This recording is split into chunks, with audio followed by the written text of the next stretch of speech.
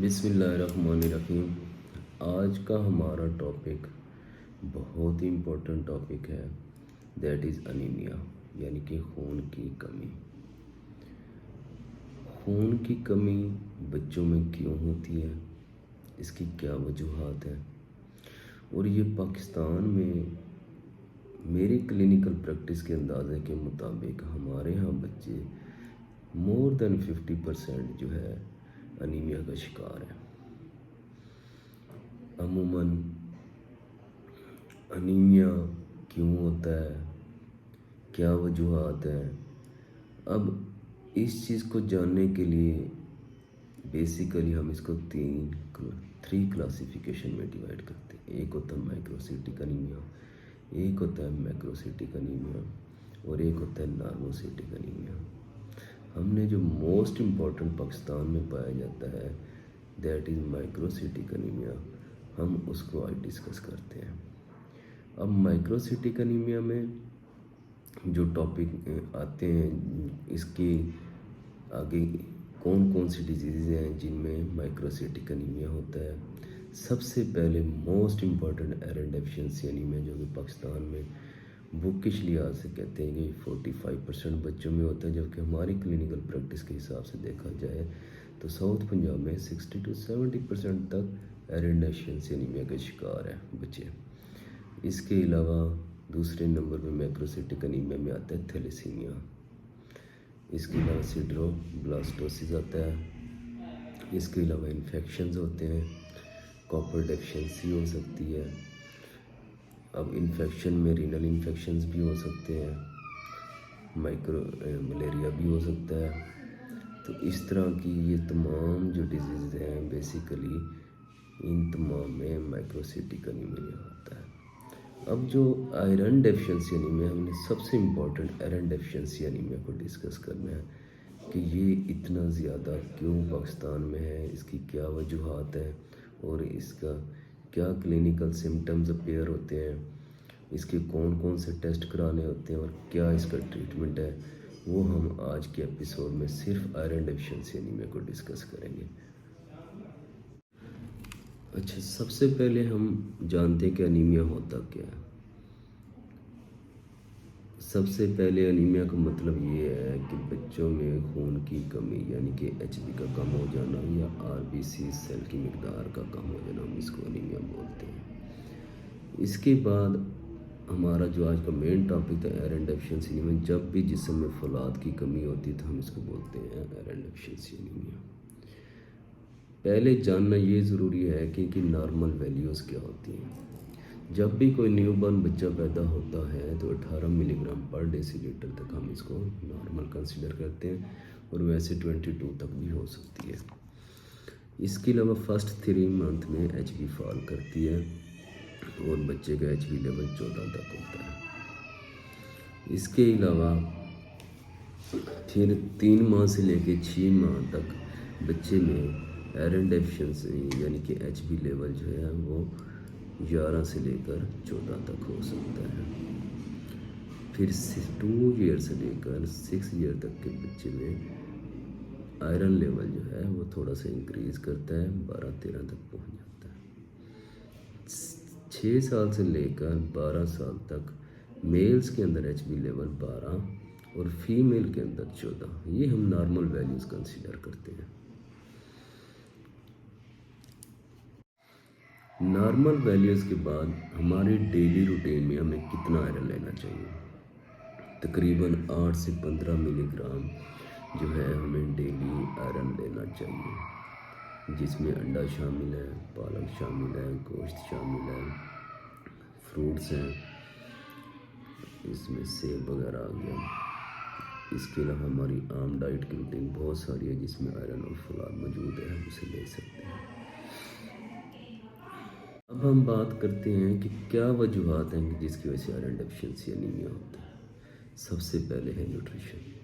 हमारे यहाँ माएँ वक्त से बच्चों को खाना पिलाना नहीं शुरू करती हैं, जिसकी वजह से बच्चे खून की कमी का शिकार होते हैं। दूसरी वजह, अगर कोई बच्चा अनीमिया का शिकार होता है तो उसकी मदर भी हो सकती है साथ। ماں میں ملٹیپل پریگننسی، ہر سال بچہ پیدا کر لینا، جس کی وجہ سے ماں میں ایچ بی ڈاؤن ہوتی ہے اور وہ پھر نیکسٹ بچے میں بھی شفٹ ہوتی ہے۔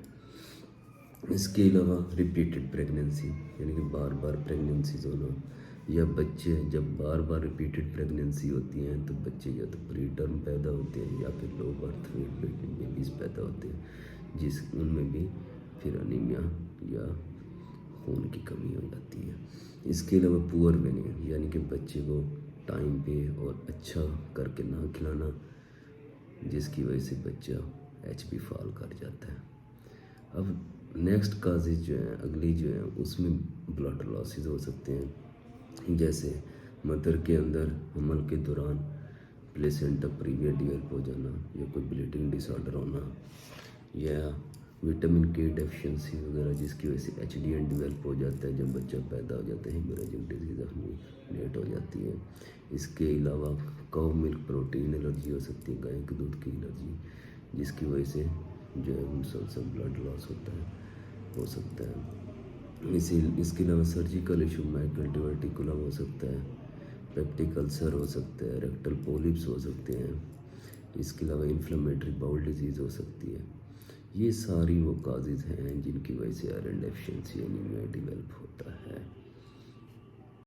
اب ہم بات کرتے ہیں کلینکس کے اوپر کہ بچے کے اندر کون سی علامات پہ ہو رہی ہیں۔ بچہ پیل ہو جائے گا، اس کی آئی لیڈز جو ہوں گی وہ وائٹ یا پیل ہو جائیں گی، بچہ تھکاوٹ محسوس کرے گا، فٹیگ محسوس کرے گا، کھیلنے میں انٹرسٹ کم ہو جائے گی، کھانے میں انٹرسٹ کم ہو جائے گی، بچہ چڑچڑے پن کا شکار ہو جاتا ہے، بچہ اوور کرائی کرتا ہے، بچہ سوتا ٹھیک سے نہیں ہے، بچہ اکثر کمپلین کر رہا ہے کہ میرے لوور لمبس کے اندر ٹانگوں میں درد ہوتا ہے۔ اس کے علاوہ اس کا بچوں کے ساتھ کھیلنے کا رجحان وہ کم ہو جاتا ہے، پیرنٹ سے ملنا جلنا اس میں زیادہ محبت نہیں ہوتی، اس میں چڑچڑا پان ہوتا ہے، گھبراتا ہے، روتا ہے۔